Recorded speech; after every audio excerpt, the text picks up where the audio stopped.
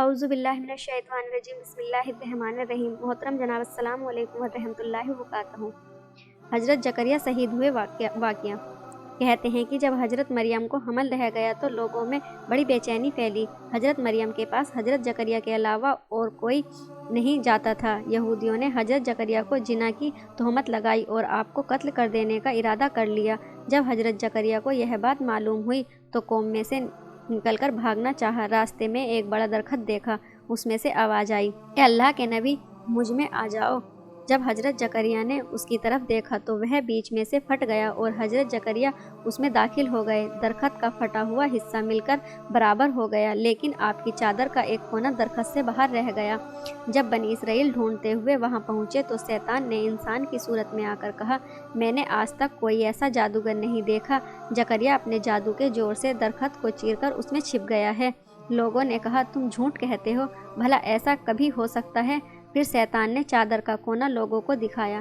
لوگوں نے چاہا کہ درخت میں آگ لگا دیں، لیکن شیطان نے صلاح دی کہ آگ مت لگاؤ بلکہ آرے سے اسے چیر ڈالو۔ لوگوں نے پیڑ پر آرا چلا دیا۔ جب آرا حضرت زکریا کے سر پر پہنچا تو فرشتوں میں کھلبلی مچ گئی، لیکن خدا کی بے نیازی کے سامنے زبان نہ ہلا سکے۔ حضرت زکریا بھی خاموش قدرت کا تماشا دیکھتے رہے اور احاطہ نہ کی۔ سبحان اللہ، کیسا منظر ہے کہ دوستوں کے سر پر آرے چلتے ہیں اور وہ دم نہیں مارتے، اور خدا کے دشمن دناتے پھرتے اور خوشیاں مناتے ہیں۔ کس کی مجال ہے کہ ذرا چوں کر سکے؟ اس نبی نے بڑی ہمت اور صبر کے ساتھ اپنی جان خدا کے حوالے کر دی اور صبر کرنے والوں کے اونچے گروہ میں شامل ہوا۔ بے شک اللہ صبر کرنے والوں کے ساتھ ہے۔ حضرت یحییٰ علیہ السلام کا واقعہ۔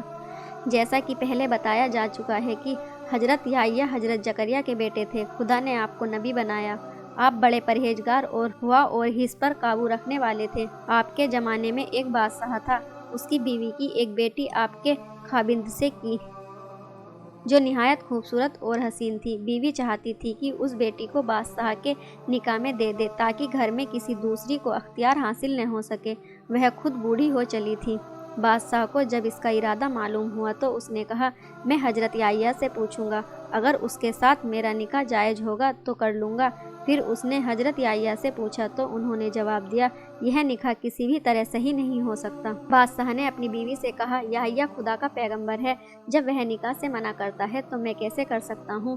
یہ سن کر اس عورت کے دل میں حضرت یحییٰ سے سخت کینہ پیدا ہوا اور اس نے طے کر لیا کہ وہ آپ کو نقصان پہنچا کر رہے گی۔ ایک دن بادشاہ مستی کی حالت میں تھا۔ اس عورت نے اپنی بیٹی کو خوب سجا سوار کر بادشاہ کے پاس بھیجا۔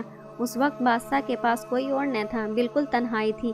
شیطان نے اس کے دل میں بدی کا ارادہ ڈال دیا۔ اس نے اس لڑکی پر ہاتھ ڈالنا چاہا۔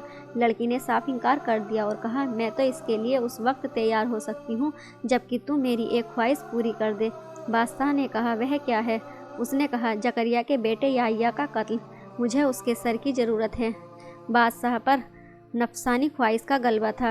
شہوانی خواہش کے جوش میں اس نے کہا، میں تجھے اس کا اختیار دیتا ہوں۔ اس لڑکی نے فوراً حکم بھیجا کہ یحییٰ کا سر کاٹ کر اور اسے ایک تخت میں رکھ کر لایا جائے۔ سر بادشاہ کی مجلس میں پیش کیا گیا۔ کہتے ہیں کہ 3 بار اس سر سے آواز آئی کہ اے بادشاہ، یہ تیری بیٹی ہے، تجھ پر حرام ہے۔ اس خدا سے ڈر جو بڑی قدرت والا اور جلال والا ہے۔ لیکن بادشاہ نے اس کی کچھ پرواہ نہ کی اور بدکاری کے ارادے سے باز نہ آیا۔ آخر زمین بادشاہ کو اس لڑکی کے ساتھ نگل گئی۔ حضرت یحییٰ کی شہادت کے بعد اللہ تعالیٰ نے ایران کے بادشاہ کو بنی اسرائیل پر غالب کر دیا۔ اس نے حضرت زکریا اور حضرت یحییٰ کے خون کے بدلے میں انہیں تباہ کر ڈالا اور تمام ملک شام کو تہس نہس کر دیا۔ اس نے بیت المقدس کے پاس اپنا ڈیرا ڈالا اور لشکر کے جنرل کو حکم دیا، یہود کا قتل عام کرو، جس کے نتیجے میں 70,000 سے زیادہ یہودی قتل کیے گئے۔ حضرت عیسیٰ علیہ السلام کا واقعہ۔ ایک روز حضرت مریم اپنی خالہ یا بہن کے گھر غسل کرنے کے لیے پردہ لٹکا رہی تھی کہ حضرت جبریل ایک خوبصورت کامل زبان کی شکل میں حاضر ہوئے۔ حضرت مریم نے جب ایک غیر شخص کو اپنے قریب دیکھا تو شرما گئی اور گھبرا کر فرمایا کہ میں تجھ سے اللہ کی پناہ چاہتی ہوں، اگر تو پرہیزگار ہے۔ حضرت جبریل نے کہا، ڈرو مت، میں خدا کا بھیجا ہوا ہوں اور اس لیے آیا ہوں کہ ایک پاکیزہ بیٹا ملنے کی خوشخبری دوں۔ حضرت مریم نے فرمایا، میرے بیٹا کیسے ہوگا؟ مجھے تو کسی نے چھوا ہی نہیں اور میں کوئی بدکار عورت بھی نہیں ہوں۔ حضرت جبریل نے کہا، सच है, लेकिन तेरे खुदा ने फरमाया है कि बगैर बाप के बेटा पैदा करना मेरे लिए आसान है। मैं उसे अपनी कुदरत की निशानी बनाऊंगा और यह हुक्म हो चुका। इसके बाद हजरत जिब्रील ने हजरत मरियम के गिरेबान में फूंक मारी और उन्हें हमल रह गया।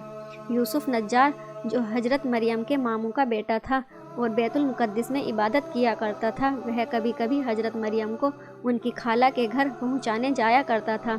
जब उसे हजरत मरियम के हामिला होने की खबर हुई तो वह बहुत गमगीन हुआ। उसने हजरत मरियम से कहा, मुझे तुम्हारी परहेजगारी पर शक हो रहा है, भला बगैर बीज के कहीं दरखत होता है? हजरत मरियम ने कहा, खुदा ने पहला दरखत किस बीज से पैदा किया और पहला बीज किस दरखत से निकाला? फिर उसने खुले लफ्ज़ों में कहा, क्या कोई बच्चा कभी बगैर बाप के पैदा हुआ है? हजरत मरियम ने जवाब दिया, बगैर बाप के क्या, बगैर माँ के भी पैदा होता है। आखिर आदम और हव्वा कौन कौन से माँ बाप से पैदा हुए हैं? यूसुफ नज्जार ने यह सुनकर अपनी गलती मान ली और कहा कि मेरा कसूर माफ़ कर दो। जब हजरत ईसा अलैहिस्सलाम की पैदाइश का वक्त करीब आया तो आवाज़ आई, ए मरियम, इस शहर से बाहर चली जा, कहीं ऐसा न हो कि कौम तुझको और तेरे बेटे को कत्ल कर दे। हजरत मरियम यूसुफ नज्जार को लेकर बैतुल मुकद्दस की तरफ चल पड़ी। 2 फलांग राह तय करने के बाद बैतुल्लाह की बस्ती में पहुंची। दर्द की वजह से सवारी से उतरी और एक खजूर के सूखे पेड़ से पीठ लगाकर बैठ गई। यही हजरत ईसा पैदा हुए। हजरत मरियम ने फरमाया, काश मैं पहले ही मर कर भूली बिसरी हो गई होती। खुदा ने फरिश्ते को भेजा और वहाँ अपने फजल से पानी का एक चश्मा जारी किया। फरिश्ते ने कहा, ए मरियम, तू गमगीन न हो, खुदा ने तेरे लिए चश्मा जारी किया है और सूखे खजूर के दरखत को हरा भरा बना दिया है। तू हिलाकर अपने ऊपर ताजे खजूर गिरा ले और चश्मे का पानी पी और बेटे को देखकर अपनी आंखें ठंडी कर। हजरत मरियम ने कहा, अगर लोग मुझसे पूछे कि यह बच्चा कहाँ से लाई हो तो मेरा जवाब क्या होगा? फरिश्ते ने कहा, अगर किसी को देखे तो इशारा कर देना, मैंने रोज़ा रखा है, मैं आज किसी इंसान से बात न करूँगी। उस जमाने में पानी और खाने की तरह बातों से भी लोग रोज़ा रखते थे। उधर जब बनी इसराइल को मरियम के चले जाने की खबर मिली तो वे आपकी तलाश में निकले और जब फासला तय करके आपके पास पहुँचे तो लोग अपने कपड़े फाड़ने और सर पर खाक डालने लगे। बोले, ए हारून की बहन, तूने यह क्या बुरा काम किया? तेरा बाप तो बुरा आदमी न था और न तेरी माँ ही बदकार थी। हजरत मरियम ने हजरत ईसा की तरफ इशारा किया, इससे पूछो। गुस्से में आकर उन लोगों ने कहा, तू हमसे मस्खरापन करती है, हम उस बच्चे से क्या बात करें जो अभी झूले में है? खुदा की कुदरत। हजरत ईसा बोल पड़े। उन्होंने कहा, मैं खुदा का बंदा हूँ और खुदा ने मुझको नबी बनाया है। जब यहूदियों ने यह मौजज़ा देखा तो उनकी जुबानें बंद हो गईं और समझा कि यह पैगंबर है। अगले ज़माने में जिसके आने की बसारत पैगंबरों ने दी है और मरियम के बारे में हमने जो बुरा ख्याल किया था वह गलत है। फिर वह मरियम को इज्जत के साथ वापस लाए और ताज़ीम के साथ रखा। जब हजरत ईसा अलैहिस्सलाम बड़े हुए तो आपके पास खुदा का हुक्म आया कि बनी इसराइल को दीन की दावत दो और उन्हें राह पर ले आओ। बनी इसराइल में बहुत सारी खराबियाँ पैदा हो गई थी। सही दीनी जोक और फ़िक्र उनमें बाकी न रहा था। हजरत ईसा ने उन्हें बहुत समझाया, तरह तरह से उन्हें खुदा का डर दिलाया, लेकिन वे अपनी चाल से बाज न आए और कहा कि हम एक बेबाप के बेटे के कहने से अपना तरीका न छोड़ेंगे। हजरत ईसा दिल तंग होकर शहर से निकल पड़े। रास्ते में धोबियों का एक गिरोह मिला जो कपड़े धो रहे थे। आपने फरमाया, तुम कपड़े साफ करते हो, आओ तुम्हें दिलों को पाक करना सिखाएं। वे सब आप पर ईमान लाए और हजरत ईसा के साथ हो लिए और आपके हवारी बन गए। एक दिन हजरत ईसा दरिया के किनारे पहुँचे। देखा तो मछेरे मछलियों का शिकार कर रहे थे। वे लोग भी आपके कहने पर ईमान ले आए और आपके साथ हो गए। एक दिन बनी इसराइल ने कहा कि हर पैगंबर का एक मौजज़ा होता है, तुम क्या लाए हो? आपने फरमाया, तुम क्या चाहते हो? उन्होंने कहा, एक लड़का माँ के पेट से अंधा पैदा हुआ है, उसे आँख वाला कर दो। हजरत ईसा ने उसकी आँखों पर फूंका, वह फ़ौरन ही देखने लगा। बनी इसराइल ने दूसरा मौजज़ा चाहा। हजरत ईसा ने थोड़ी सी मिट्टी हाथ में ली और एक चिड़िया बनाई, फिर उसे जिंदा करके उड़ा दिया। इसके बाद आप अपने हवारियों के साथ नसीबैन गए।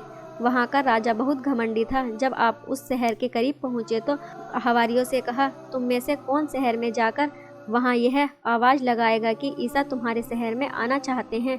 एक शख्स ने कहा कि मैं जाऊँगा।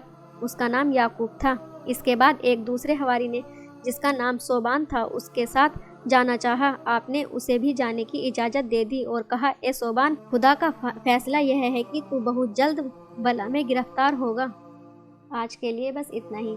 اگلی ویڈیو میں ہم حاضر ہوں گے اسی واقعے کے باقی حصے کو لے کر۔ تب تک کے لیے اللہ حافظ۔